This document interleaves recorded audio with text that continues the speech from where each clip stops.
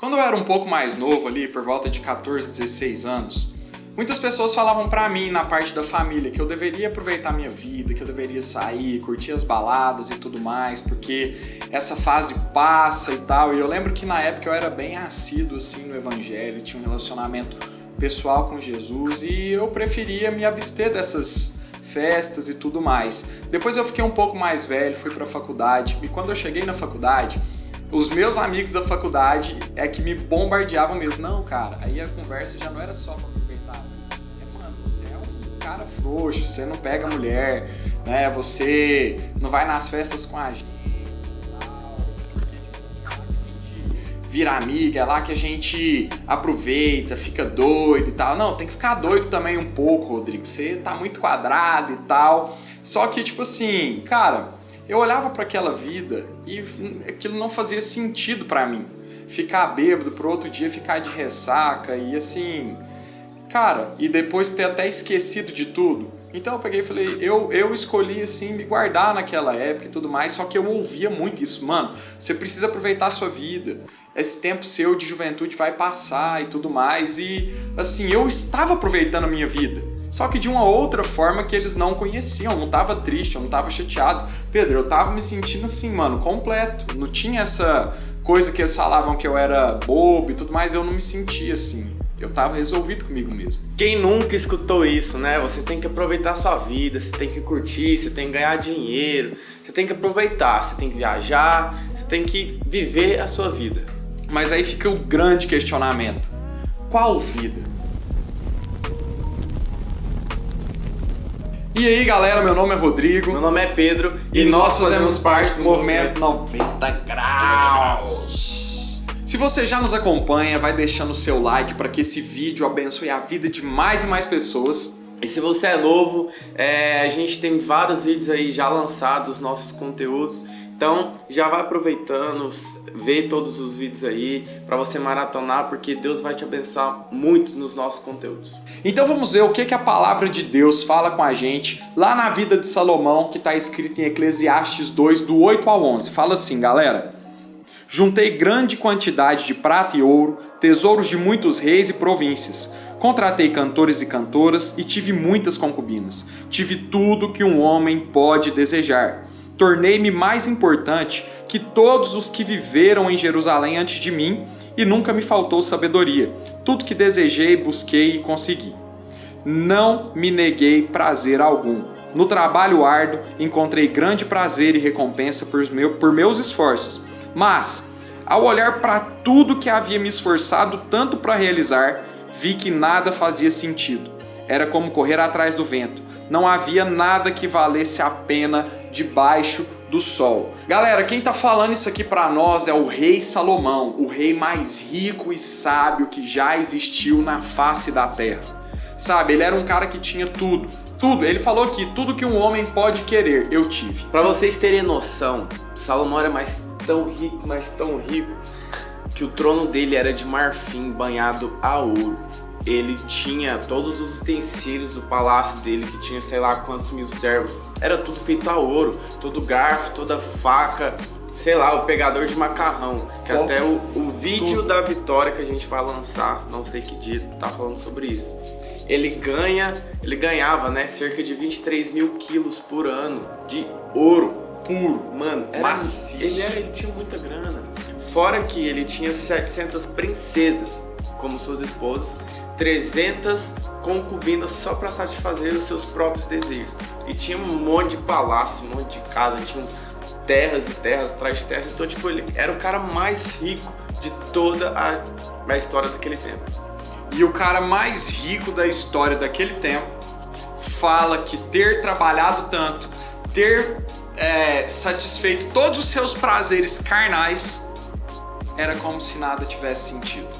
Por mais que ele fosse rico, ele casou, cara, com 700 mulheres, tinha 300 concubinas. Tipo assim, fora a grana toda que o Pedro falou aqui, ele era o homem mais rico que existia na face da terra. E ele falou que no fim da vida, aquilo tudo que ele fez, tudo que ele construiu, que ele conquistou, foi como correr atrás do vento. Mas será que é que isso nos ensina, né, Pedro? Salomão, no início lá do seu reinado, quando o seu pai Davi morreu, ele falou: Deus dai-me sabedoria, porque eu sou como um menino para tomar conta do seu povo. E Deus foi lá e deu sabedoria. Mas no meio do seu reinado, a Bíblia diz que ele reinou 40 anos, e no meio do seu reinado, ele começou a se desviar por causa de suas muitas mulheres. Ele se desviou por causa da desobediência. Por quê? Porque Deus tinha falado para eles não se misturarem, o povo de Israel. E Salomão foi o quê? Casou com 700 princesas que não eram do povo de Israel. Então ele se desviou totalmente. Então ele desobedeceu a ordem de Deus. E aí o que aconteceu? Ele começou a ter umas outras ideias na cabeça. Por que Deus falava para que o povo de Israel não se misturasse com outros povos a um nível de casamento? Porque a mente deles ia se voltar para os deuses daquelas nações. Salomão, cara, ele fez templos para outros deuses. E isso deixou Deus, o nosso Senhor, muito chateado. E nos templos ele oferecia sacrifício a outros deuses que nem existiam. Exato. Isso despertava o ciúme. A Bíblia diz essa palavra, o ciúme do Deus eterno. Porque existia uma palavra sobre o povo de Israel para não se misturar. Então, o que acontece, cara? Quando a gente está encontrando com outras pessoas, na realidade, né, que pensam coisas que estão fora da Bíblia, aquilo pode fazer com que a gente comece a pensar dessa maneira. E foi o que aconteceu com Salomão. E Salomão, no final de tudo, na hora que ele morreu, na hora que ele estava morrendo, ele tinha todas as coisas.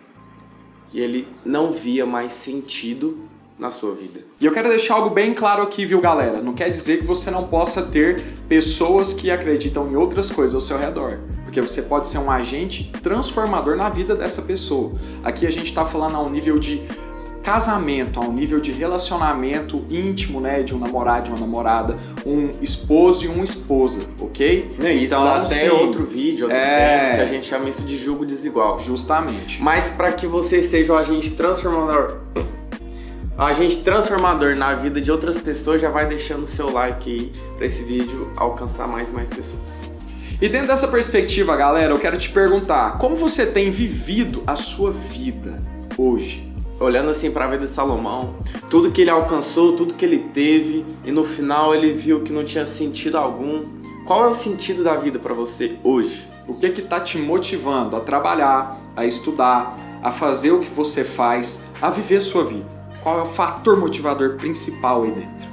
Porque hoje a gente trabalha para viver, vive correndo atrás de dinheiro, vive correndo atrás de prazeres, mas assim, qual realmente está sendo o sentido para você? Correr atrás disso tudo, do jeito que você às vezes tem feito, né? Se você não tiver feito, tá tudo certo, mas se você tá fazendo, que sentido isso tem trazido para sua vida, para sua existência? Você tá vivendo tempos de paz, você tá vivendo tempos harmoniosos, ou a maneira com que as pessoas têm falado para você viver e que você tem escolhido viver tá te trazendo ansiedade, medo, insegurança, sentimentos que não são bons no seu coração? Porque se forem esses sentimentos ruins aí dentro, eu quero te falar, a gente precisa colocar essa vida nos trilhos de acordo com a palavra de Deus, para que você realmente encontre o propósito e a paz da sua vida. Ao invés, né, Pedro, de ficar correndo atrás do vento, como Salomão disse. Galera, lá em Hebreus 13:14 fala: pois não temos neste mundo uma cidade permanente, aguardamos a cidade que está por vir, a cidade, um novo tempo, uma nova vida, uma vida onde que a gente vai encontrar a eternidade. E tipo assim, será que a gente está vivendo mais os nossos prazeres aqui na Terra, onde a perspectiva de vida é 60, 80, 100 anos assim, o centenário é muito raro? Ou a gente está plantando algo para a gente colher na vida da eternidade? Essa é uma pergunta que a gente precisa sempre estar fazendo, né, Pedro? Tipo assim, como a gente tem vivido a nossa vida? O que tem norteado a nossa existência? Sabe? Porque quando não é a palavra de Deus, quando não é uma vida voltada para o Evangelho do Senhor Jesus Cristo, é como se nada fizesse sentido. É como se, tipo assim, mano, na real você acorda sem sentido para a vida. E Deus nos convida, né, a ter uma vida voltada para aquilo que é a vontade dele, onde nós vamos encontrar o nosso real propósito.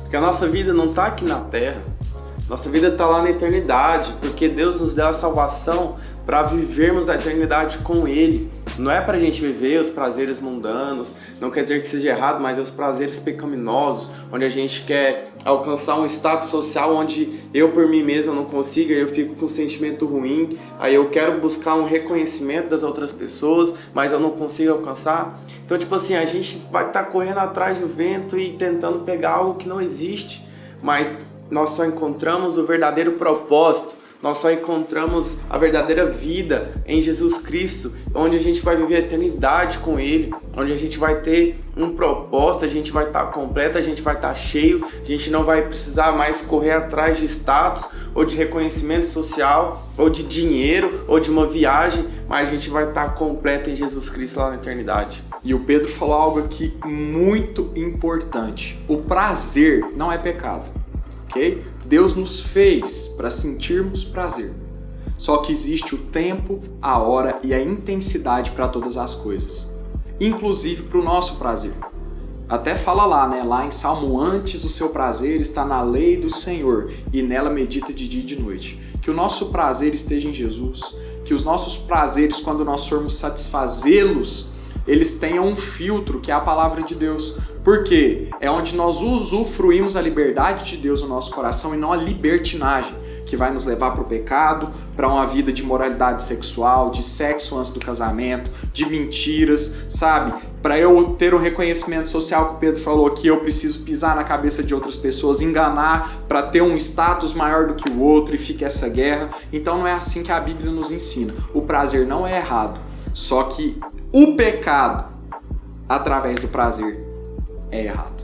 Então, galera, nós precisamos entender que a nossa vida não está aqui, que a gente não tem que ficar aproveitando adoidado, vou viver tudo que tem para viver aqui na Terra, porque a gente entendeu em Salomão, nada tem sentido, mas o sentido da nossa vida está na eternidade com Cristo Jesus lá, com Deus, na Nova Jerusalém, mano.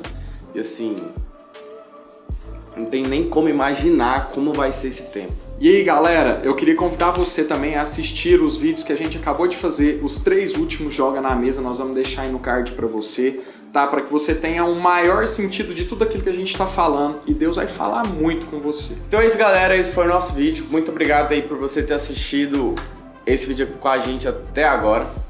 Aproveita aí, já vai seguindo todas as nossas redes sociais que estão aparecendo para vocês, porque através delas nós temos abençoado a vida de muitas pessoas. Se inscreva no nosso canal, ative o sininho para sempre estar recebendo nossos conteúdos, porque a gente está lançando vídeos toda terça, toda quinta e todos os sábados. E compartilha com seus amigos. Compartilha. Para que mais pessoas sejam abençoadas, porque você também é um agente de Deus, beleza? Então é isso, galera. Valeu. Falou! Falou!